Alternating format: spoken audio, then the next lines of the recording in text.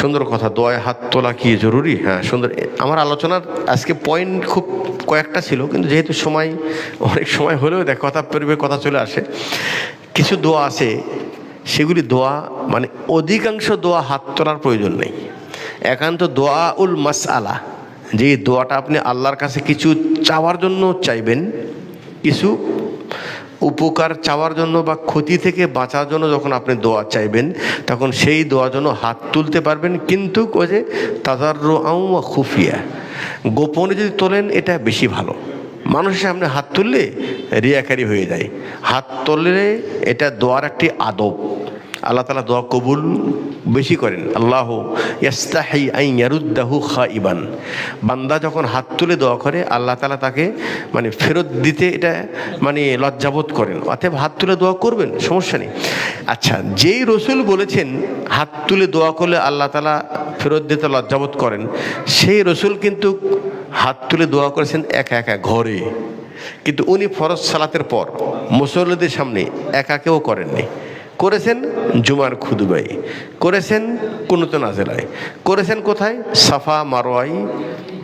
কিন্তু তওয়াফের সময়ও করেন নেই, আরাফাতেও করেন নেই, নাকি?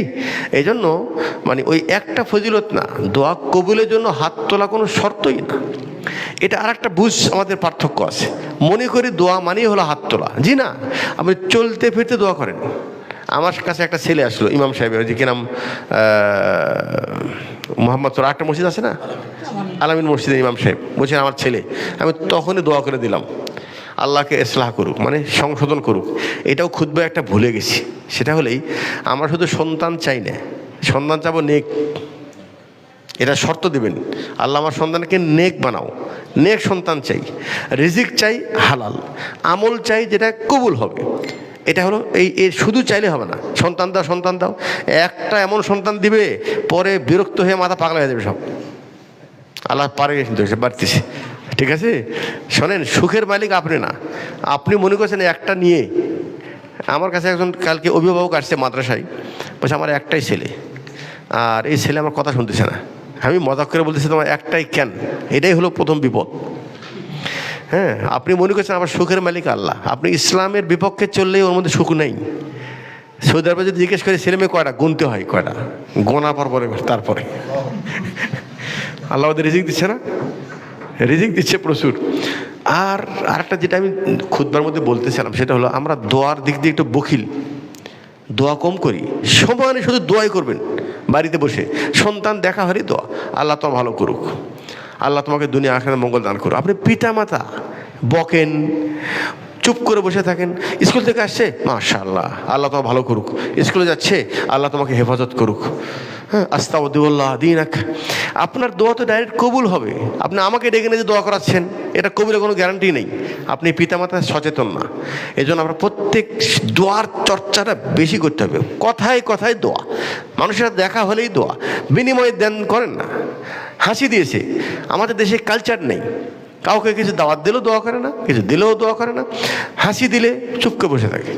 সৌদি আরবে হাসি দিলে ওকে ড্রাইভার কুল আলহামদুলিল্লাহ, কারণ আলহামদুলিল্লাহ না বলা পর্যন্ত আমি আপনার জন্য দোয়া করতে পারছি না।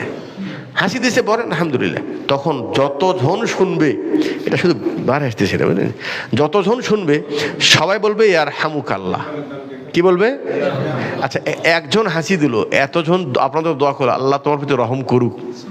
একটা দোয়া কবুল হতে আপনি কত লাভ। এটা আমরা দোয়া নিয়ে মারামারি, কিন্তু দোয়ার তো অর্থই বুঝি না। দোয়া তো 24 ঘন্টা চলতেই থাকবে, সবসময় দোয়া। আচ্ছা, আমিও তখন বলবো ইয়াহদিকুমুল্লাহু ওয়া ইউসলিহ বালাকুম। এই যে দোয়ার আদান প্রদান সব সময় 24 ঘন্টা। যখনই একটা খারাপ মানুষ দেখলেন, অসুস্থ মানুষ দেখলেন, আল্লাহ তাকে শেফা দান করুক, দোয়া করে দেন। অসুস্থ ব্যক্তির কাছে গেলেন দেখার জন্য, আল্লাহ আকবার, আপনার দোয়া কবুল করার জন্য ফেরেশতা আমিন বলতেছি। আমরা দিয়ে শুধু সান্ত্বনা দিয়ে আসি, দোয়াই করি না। কথা বলছেন তো? আমি আসলে মূলত এই কথাটাই খুতবাই অনেকগুলি বলতে চাইছি, যতটুকু সম্ভব হয়েছে বলেছি। এটাই হলো মূল। তো যাই হোক, ইনি যেটা বলছেন সেটা হলো হাত তোলা জরুরি নয়। হাত তুলবেন যদি একা করতে চান গোপনে, এটা বেশি ভালো।